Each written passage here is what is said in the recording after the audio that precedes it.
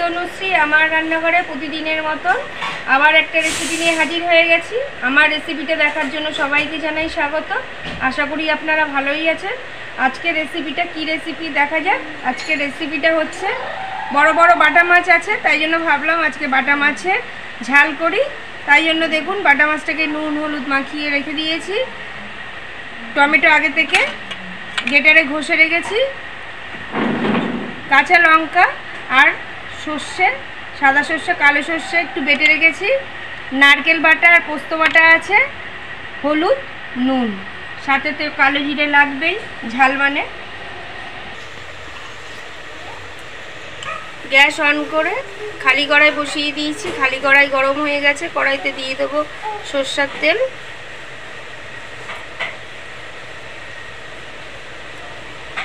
তেলটা গরম হওয়ার জন্য একটু সময় নেব। তেল গরম হয়ে গেছে। তেলের মধ্যে হলুদ মাখানো মাছ,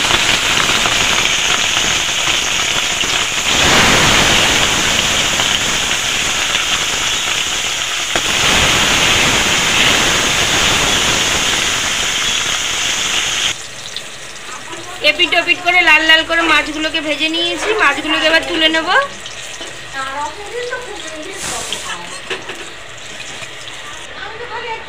গরম তেলের মধ্যে ফোড়ন দিয়ে দেবো কালো জিরে,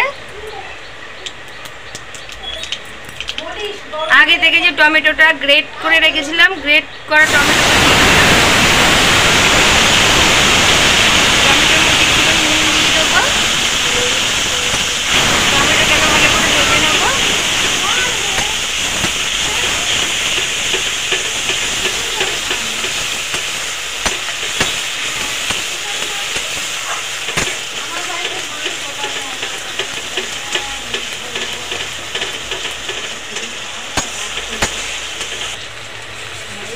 টমেটোটাকে ভালো করে ভেজে নিয়েছি। কাঁচা টমেটোর গন্ধ চলে গেছে।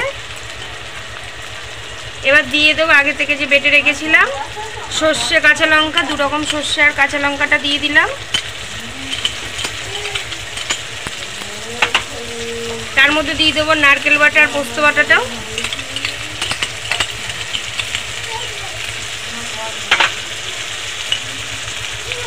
কালার হওয়ার জন্য দিয়ে দেবো হলুদ গুঁড়ো, অল্প একটু নুন আর একটু। মশলাটাকে ভালো করে কষিয়ে নেব।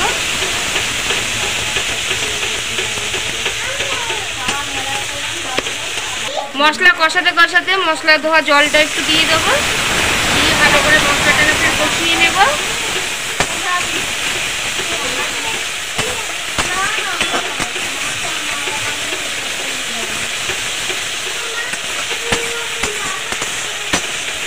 কাঁচা লঙ্কা চিড়ে রেখেছি সেটাও দিয়ে দিলাম।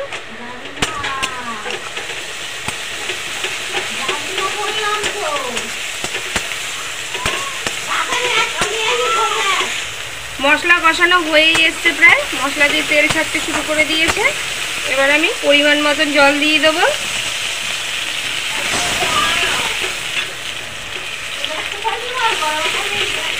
ব্যাস, আর জল দেবো না। মাছের গ্রেভিটা ফুটতে শুরু করে দিয়েছে। আগে থেকে যে মাছগুলো ভেজে রেখেছিলাম মাছগুলোকে দিয়ে দেবো, ভাজা মাছ সমেত। আর একটুখানি ফুটিয়ে নেব।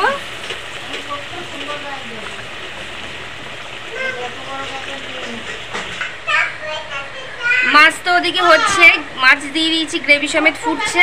এদিকে একটা ছোট কড়াই এবার বসিয়ে দিয়েছি। কড়াইতে অল্প একটুখানি তেল দিয়ে দিলাম। তেলটা একটুখানি গরম হোক। তেলটা গরম হয়ে গেছে। ফ্রিজে একটু বেগুন ছিল, তাই ভাবলাম বেগুনটাকেও কেটে মাছের মধ্যে দিয়ে দিই, দারুণ লাগবে এই বাটা মাছের ঝালের মধ্যে দিলে। তাই জন্য দিয়ে দিচ্ছি বেগুনটাকে একটু নুন হলুদ দিয়ে দিচ্ছি।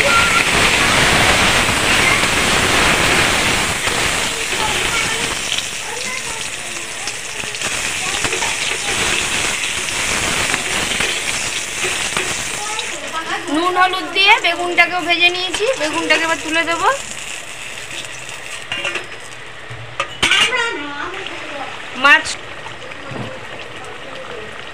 ফুটতে শুরু করেছে ঝোলটা। এবার যে ভেজে রেখে রাখা বেগুন টুকরো, বেগুনগুলোও দিয়ে দিলাম।